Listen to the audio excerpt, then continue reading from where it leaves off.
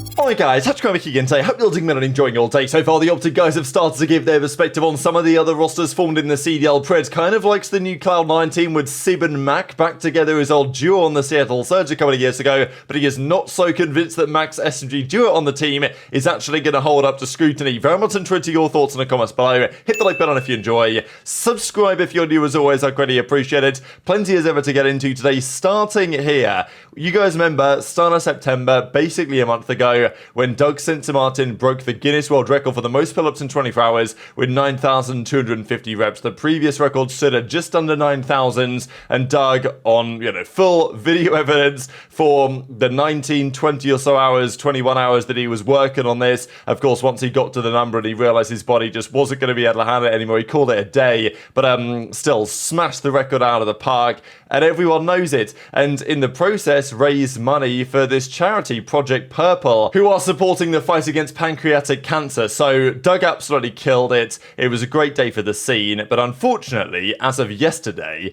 Doug found out on stream that this record is not going to be, let's say, ratified by Guinness themselves, because he did it for charity or something like this. So it's kind of a complicated situation, and I'll dive into a couple of the details here in a second. But I believe that Doug and his team were kind of like aware of the back and forth on this with Guinness World Records for months. And yeah, it is a shame. I mean, at the end of the day, even if Doug isn't in the Guinness Book of World Records or whatever, like, we know he did it. He knows he did it. The video is out there for all to see. If you Google it, you'll still find him right there, pretty much at the top of the search results. So, yeah, but it is a big shame. So Dylan from Boston, or Oxygen, whatever, he talked about this a little bit and says, we have an email thread with Guinness where we inquired for Doug's approval numerous times and rarely received responses. At one point, they went months without getting back to us, which was part of the delay in not having, the attempt when they were trying to do it initially during a breach watch party,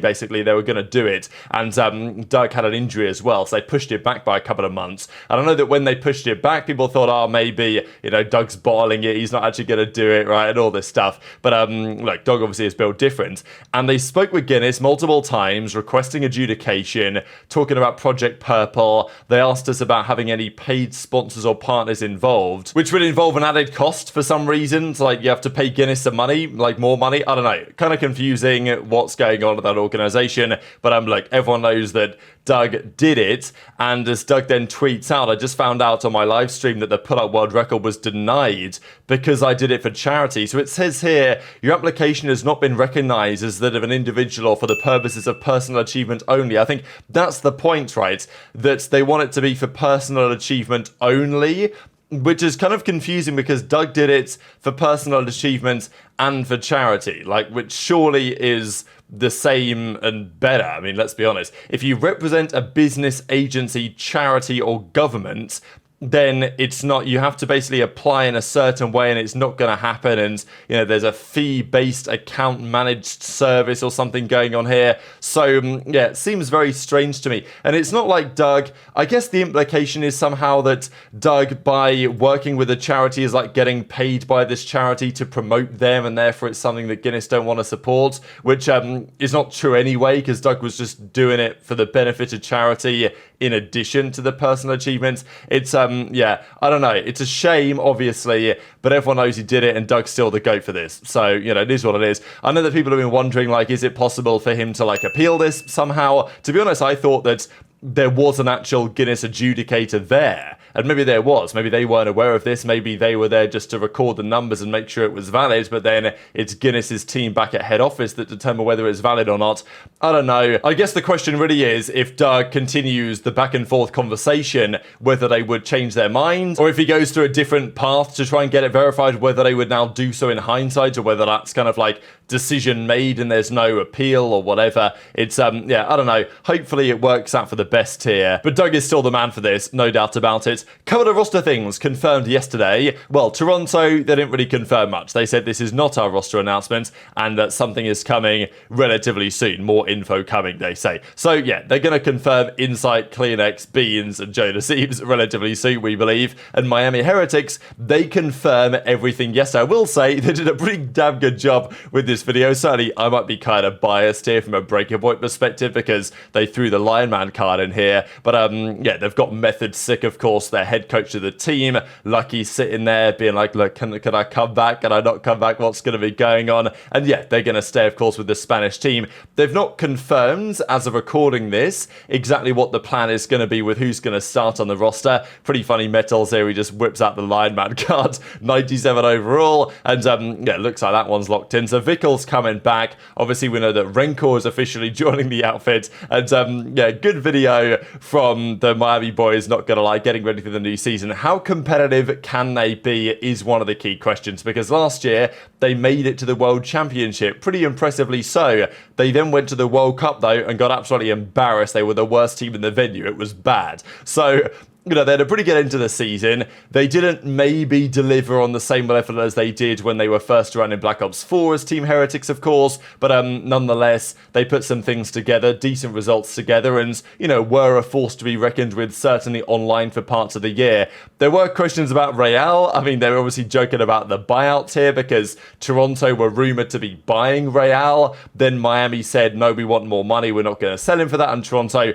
don't have the money to spend. So Real is then staying with Miami, although there were rumours that Real, like if he were to get a better opportunity at some point, he would be keen to go for it. But yeah, as we see, the full Miami roster, we don't know who the starting four is going to be. They're probably going to run scrims, and they're going to figure it out from there. But speaking of some of these rosters, we've got to talk about what the OpTic guys had to say on various teams, especially today, at least this morning. We're going to talk about that Cloud9 New York roster. Funny story here from Pred as well. I'll share for you guys as well on his world tour. But what about this Cloud9 team? So we know that New York Subliners were one of the big four last season. They won the final major. Yes, it wasn't actually in Charlotte as it was meant to be. It was on basically on land, but you know, in a closed environment, unfortunately for them.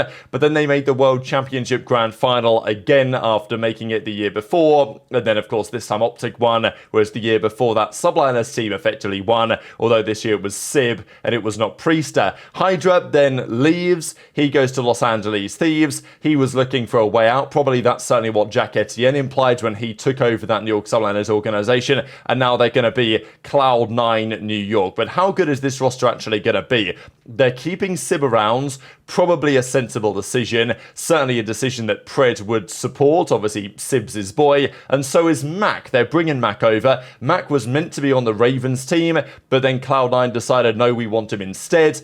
They're getting him in on the SNG, and it's going to be Attach, of course, alongside Sib on the ARs, with possibly Accuracy as the head coach. That's the current rumour. So on paper, yes, Cloud9 have lost HyDra. Yes, it's going to be OpTic, FaZe, and Thieves as the big three theoretically, but Cloud9's roster isn't too far behind. The question that Pred really has, though, is on Kremp on the SMG alongside Mack. We know that Pred has, talked a bit of trash on Kremp before, single-digit demon and all this, and he runs it back again last night. I fly here, like when I left to Australia, because obviously like 17-hour flight, you fly over like Samoa and Tonga, right? I'm not even kidding. I swear on my life, everything I love. This was probably the scariest flying experience I've ever had in my life, bro. There was 20 minutes of extreme turbulence, bro. Even the flight attendants were like, holy shit. Like, yeah. They looked out the window, they go, like, I could hear him whispering like at the back, like, oh, that looks so scary. Like, all this shit. I didn't tighten my seatbelt even more. I reckon I would have fucking like flew out of my chair.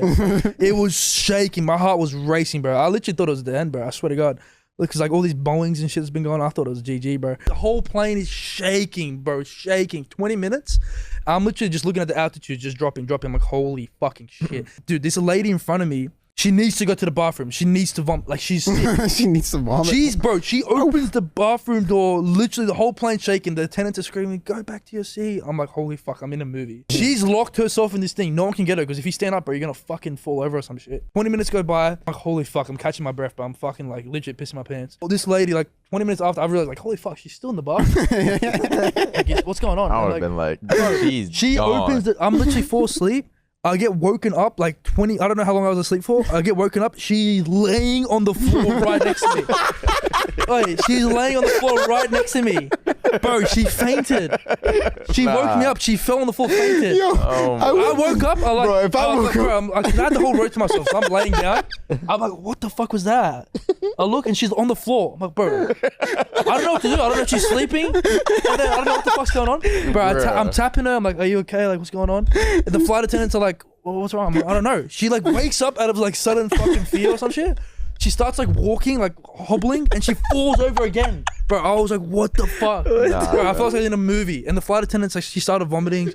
Bro, I was so fucking, like, I would have been, I would have been mind blown. I actually like to see that team. Mack, Yeah, my boy Mack melts his back. It's money, He's man. going to be gross at this game. Kremp, that guy's guaranteed single dig. I just feel like Kremp like the odd one out. No? Yeah. Like when it comes to like looking at the roster, like you can tell like I mean, those are three of them, boys. like Those three are the legit boys. that's what I'm saying. Then like the four, like Kremp is just like, oh man. Just Elim game. Elim game, I think Mack's got to sneak a pre-workout into Kremp, dude. Wait. Nah, wait, why is wait. Kremp tall as fuck though, dude? I swear. He's like 6'1" or something. Wait, I just seen. Can we talk? Can't hide behind his monitor, is the worst.